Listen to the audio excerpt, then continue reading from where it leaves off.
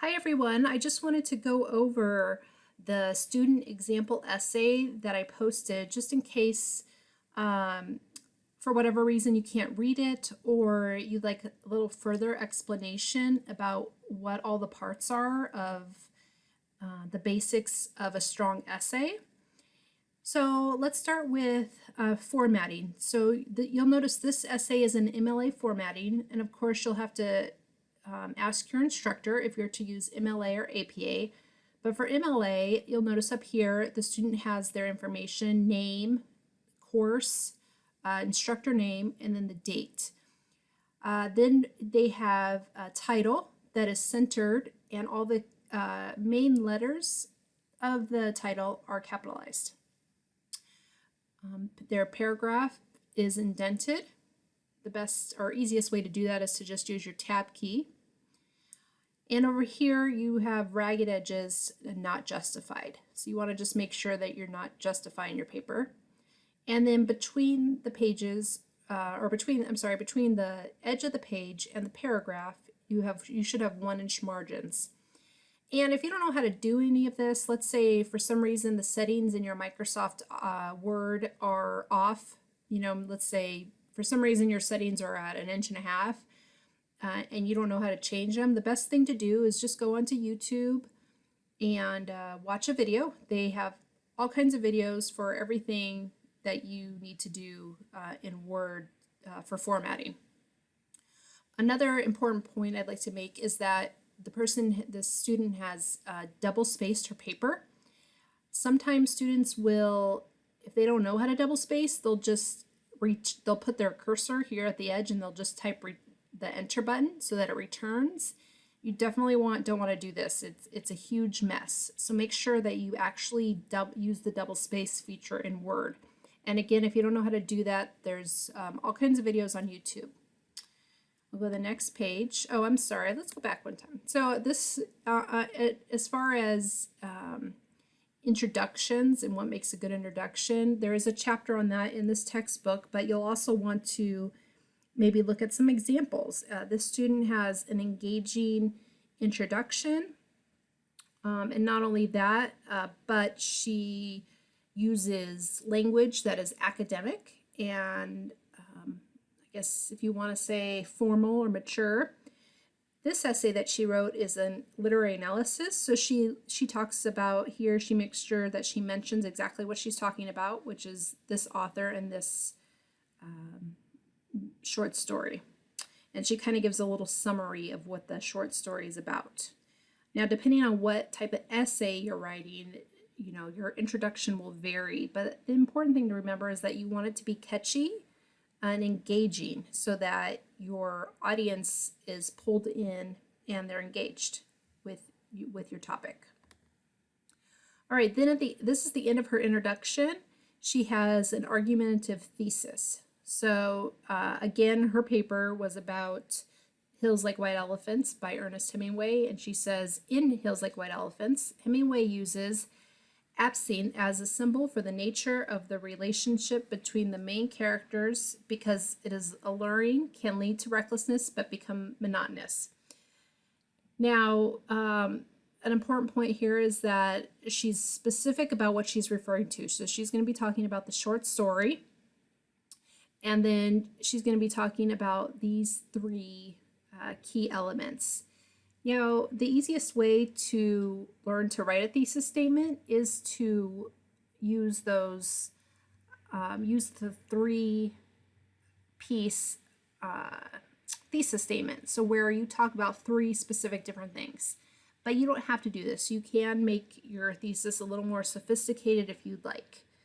And the more you write thesis statements, the better they will get over time. So then she goes into her body paragraphs, and you'll notice she gives a topic sentence, so we know what this paragraph is going to be about. And then she introduces a source. And the way that she does that is she gives the name of the author of the source, and she even says what the author, what her profession is, that she's an associate professor of English. This helps to give credibility to the author and to the source. So that's a really great way that you can introduce sources and authors. And you can even say their name and say an expert, some way to show that they are credible. And then you'll see down here that she's going to quote this author, and she uses a transition or what's sometimes called a signal phrase into the quote. So instead of just dropping the quote into the paragraph, she says, she observes. She's referring to Doris, this associate professor. So you want to make sure that all your quotes have some type of transition or signal phrase into them, and there's all kinds of ways to do that. You can say, according to one expert. You can say the name of the author, so you can say, Doris Lehner observes. There's a lot of different ways that you could use transitions into those quotes. Then at the end of the quote, she has her MLA in-text citation. Remember that for direct quotes, you have to have the page number. So she has the last name and the page number. Now, the only exception to this is that over the last year or two, MLA has changed their requirements. So if your source comes from an internet source, such as a web page, you don't have to include the page number. So you would just have the author's name. All right, so again, she continues with her body paragraphs, and some summary, some quoting, some paraphrasing along with the citation. You'll notice down here there's another transition or signal phrase into the quote that's a little different. Give you some ideas about how you can write those. And then over here you're going to notice with the in-text citation that the period for the in-text citation goes outside of the parentheses. I just like to remind students that that's where it goes, because oftentimes a student will put it right here and it's not supposed to go there, it's supposed to go over here. Again, this is just another transition or signal phrase into the quote. In this way, in this one that she does, she uses the author's name. So because she used the author's name in the transition, she only has to have the page number at the end. So again, a little different if you've used MLA over the years. If you use the author's name and it's a website, you're not going to have anything here at the end because websites are not required to have page numbers. And then at the end of the essay, you'll notice she has a conclusion that kind of wraps up the essay and restates her thesis in a unique way. And she kind of gives an interesting, thoughtful last sentence at the end. Then what you want to do is you want to insert a page break between your last page and the works cited page. Again, if you don't know how to do that, it's really easy. You can look at your help menu in Word, or you can look at a YouTube video. So then this is her works cited page. Again, this is MLA, but you'll see that works cited is centered and capitalized. Her works cited page is in alphabetical order by the author's last name.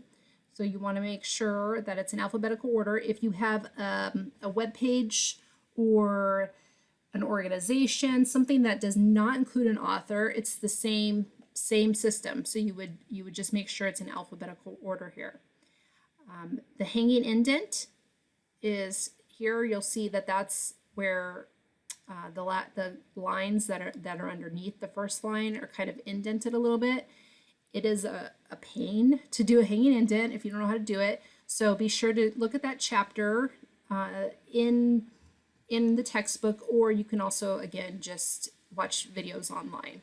And you want to double check your works cited when you're at the point where you're proofreading your essay, so that you know that you have your works cited, each and every one is in the correct format. Okay, well, that's all I have for you, and I hope this helps you out as you format your essays and as you do revisions.